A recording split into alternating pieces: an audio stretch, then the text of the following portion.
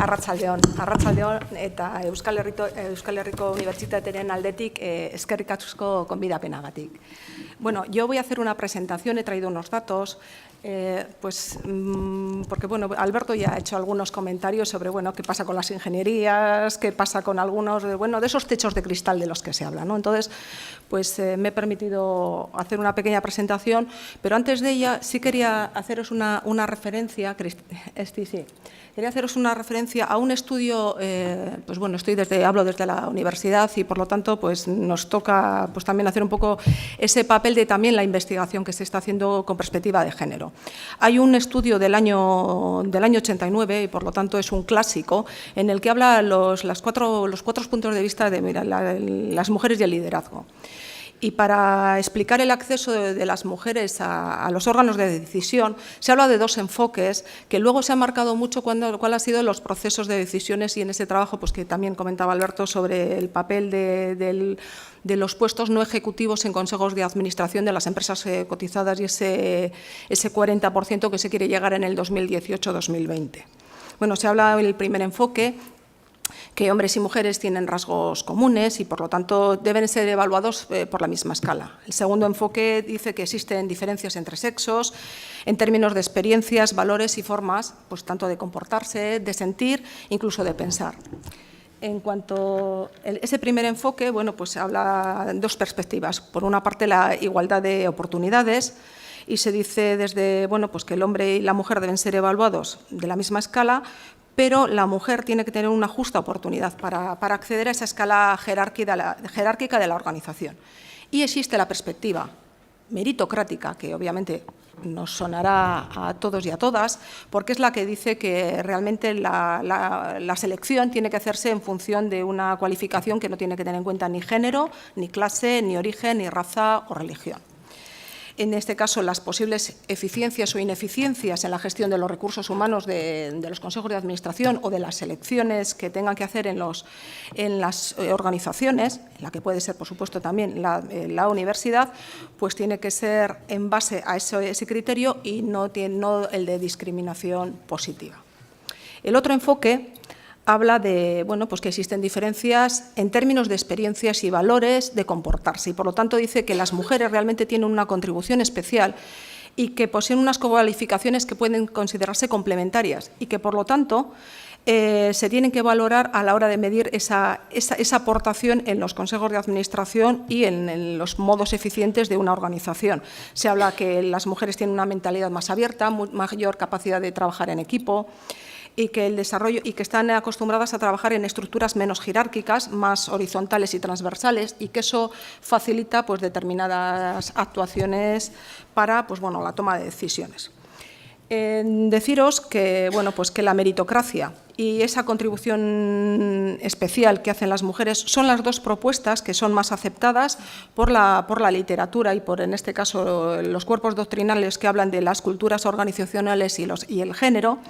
Y así se recoge también en ese trabajo de la Unión Europea del año 2012, que aboga por la meritocracia, es decir, aboga por que, bueno, pues que sean los méritos los que tengan que ser los preponderantes a la hora de la selección de los puestos, pero también respetando el principio de la acción positiva transitoria, que pueda hacer esa complementariedad.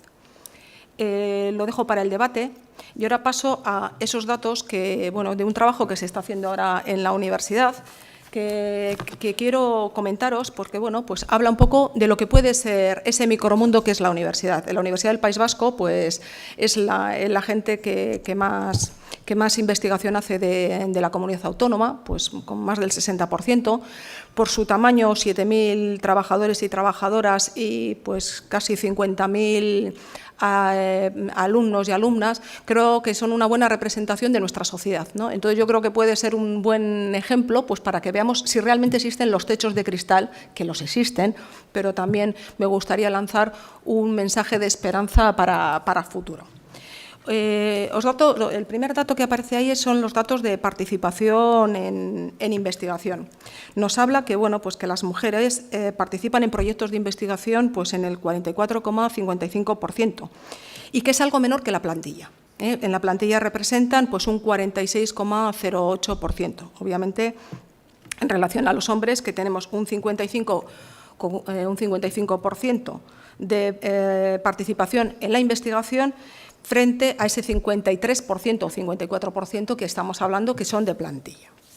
En cuanto a un dato muy importante, y es decir, bueno, una cosa es que se participa en la investigación, pero otra cosa es quién asume ese liderazgo en la investigación, lo que llamamos IP. IP es el investigador o la investigadora principal. Bueno, pues aquí vemos que en los datos del 2011, realmente frente a una plantilla de PDI doctora de 42,26%, pues vemos que realmente la mujer está presente o está liderando ese equipo, ese proyecto de investigación en un 34% frente a ese liderazgo en hombres de 65%. Aquí sí que vemos que, bueno, pues tenéis ahí los gráficos, que la tendencia, aunque se ve una cierta tendencia al alza, es una tendencia constante, pero bueno, que está ahí y que todavía sí que nos marca realmente ya responsabilidades, no solamente lo que es participación. Me gustaría ahora hablar de los contratos por áreas de la ciencia, es decir, la parte de transferencia, es decir, la universidad aparte de hacer investigación porque consigue proyectos de convocatorias competitivas y demás, pues también hace una transferencia a través de contratos. Aquí sí veis la brecha de género, y la brecha de género tanto de hombre como de mujer sí empieza a ser importante. Veis que en ciencias de la salud pues tenemos que la presencia de la mujer es muy importante porque también el acceso de la mujer a lo que son los estudios de salud, sobre todo medicina e enfermería, pues también y psicología, que también está en ese área, también son muy importantes. Por otro lado, tenemos las técnicas. Las técnicas, si veis, tenemos una presencia de mujeres de un 11%, 11,57%, frente a ese 88% de los hombres, pero también es cierto que a las enseñanzas técnicas, pues la entrada de la mujer es bastante limitada. No hace poco, yo creo que hace una semana aparecía en diarios pues la baja entrada, por ejemplo, a lo que son informática, a lo que son las ingenierías, las arquitecturas yo creo que se van integrando más y demás. Sí que es cierto también, no tenemos todavía los datos definitivos, pero sí que por áreas, pero sí en este año, por ejemplo, sí se nota una entrada importante de chicas a lo que son las ingenierías y con lo cual, pues bueno, también creemos que con el tiempo esta gráfica pues hay que cambiarla o verá unos cambios, pero bueno, sí que es cierto que si veis los roles de los estudios, sí también tienen después unos reflejos posteriores en toda la cadena. Claro, si no hay personas que entran a hacer esos estudios, difícilmente van a poder hacer una carrera, pues en este caso investigadora o dentro de lo que es la universidad. El siguiente dato que veis es la de dirección de grupos. La dirección de grupos ya no es un proyecto, sino estamos pensando de una mujer o de un hombre que lidera un grupo consolidado de investigación reconocido, pues en este caso, por Gobierno vasco y, por lo tanto, que tiene unas financiaciones para hacer una investigación pues, bueno, consolidada y estable a lo largo del tiempo. Vemos que aquí sí que todavía pues, nos queda bastante de trabajar, y que luego voy a explicar por qué, porque el factor edad es un factor muy importante, es decir, los liderazgos para las gestiones de grupos y para gestiones de determinados ya actividades dentro de lo que es la universidad se consigue a partir de cierta edad y esa cierta edad todavía está mayoritariamente, y por el histórico que tenemos, mayoritariamente ocupada por hombres. Bueno, pues ya lo veis, 28% frente a ese 71% que tenemos en este caso frente a mujeres y hombres. Empiezo con la esperanza y para que veáis un poco cuál es la trayectoria a futuro. Dirección, número de tesis doctorales. Para nosotros un dato muy importante. ¿Quiénes son las personas que están, en este caso, leyendo tesis doctorales? Y, por lo tanto, los doctores y las doctoras que en el futuro son los que van a liderar la investigación de este país. Bueno, pues fijaros que ha ido subiendo desde el año 2000. En el año 2011, bueno, ya se empiezan a ver diferencias importantes. Tenemos que las mujeres leen 162 tesis frente a 144 los hombres, que en el 2012 son 183 frente a 160. Es decir, que las personas, o sea, las que en este momento ya están cogiendo esa formación y para la investigación, y el primer paso es ser doctor y doctora, pues bueno, está ya produciéndose ese cambio. quienes ahora dirigen esas tesis doctorales. Muy importante, porque vamos haciendo doctores y doctoras y ahora tenemos que saber quiénes van dirigiéndolas. Bueno, pues en este caso, lo primero, no os asustéis por ese dato, dice, no me salen las tesis que se han leído con respecto a estos datos que aparecen aquí. Pueden estar duplicados en el sentido que puede haber codirecciones de tesis, es decir, tesis que están dirigidas por 2 personas. Sí que en este caso todavía las direcciones de tesis están respaldadas por una parte importante de hombres. Estamos con el 67,75% de los hombres dirigen las tesis doctorales frente a las mujeres. Es decir, vamos haciendo mujeres, pero todavía ese paso a un escalafón que decíamos, dirección de grupos, dirección de tesis doctorales y, por lo tanto, llevar las riendas de la investigación, pues poco a poco se va produciendo. Pero sí quería terminar con esta transparencia que me parece muy importante porque puede marcar los techos que se hablan, los techos de cristal. Si veis en la transparencia superior aparecen los datos de las personas que son catedráticas de universidad. Si veis, estamos hablando de 451 personas. Me gustaría que vieseis también la media de edad. Está claro que la mayoría de los catedráticos, estamos hablando de catedráticos, estamos hablando de 186 catedráticos entre los 55 y 64 años, estamos hablando de 103 catedráticos entre 45 y 54 años, frente a los 37 de mujeres y los 53 de hombres. Fijaros también una cosa muy importante, y es que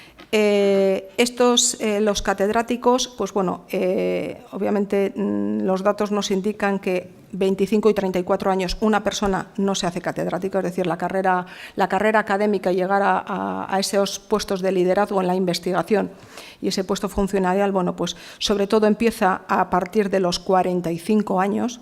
Y por lo tanto tenemos ese dato importante que están ahí copando, pero fijaros que cuando se vayan produciendo esas jubilaciones de esas personas que están en esos puestos, fijaros por favor, en lo que es la plantilla que aparece ahora, que está dedicada a investigación, porque esa plantilla es la que habla del futuro, y habla del futuro y nos está diciendo que, bueno, que a partir de, si veis, entre 25 y 34 años son las mujeres ya las que han entrado a la universidad, sobre todo por ese aspecto que decíamos de meritocracia, es decir, se entra por esa perspectiva, se van escalando los puestos, en este caso de funcionariales, a través de esa perspectiva que decíamos antes. De 35 a 44 años los puestos, más o menos entre hombres y mujeres, son similares, de 45 a 54 todavía va bajando, pero fijaros que el relevo generacional va a venir en esta franja de 25 hasta 44 años. En esta franja de 25 hasta 44 años son las mujeres la mayoría. Tendremos un problema si con una mayoría de mujeres, cuando dentro de X tiempo, pues Innovasque nos vuelva a invitar, yo presento una transparencia pasados esos años y decimos los porcentajes siguen estando iguales en cuanto a catedráticos o catedráticas, porque entonces sí que ha sido un problema de no controlar bien lo que es ese acceso a los puestos. Pero sí que me parece, por eso decía que es cierto que existen los techos de cristal hoy en día. El techo de cristal está en los accesos que están copados, bueno, pues por las cátedras sobre todo, y luego si queréis en el debate podemos hablar sobre ello, fundamentalmente sobre hombres, pero también quiero deciros que en esa franja que tenemos de 25 hasta 44 años está el futuro y la renovación. Y ahí es mayoritariamente mujeres que se están formando con una tesis doctoral y que, por lo tanto, van a ser el futuro pues de nuestra investigación en la Universidad del País Vasco y, por lo tanto, en nuestra comunidad. Y nada más, no sé si me pasa mucho, señora moderadora. Justa. Muy bien. Muchas gracias. Pues, es que en casa.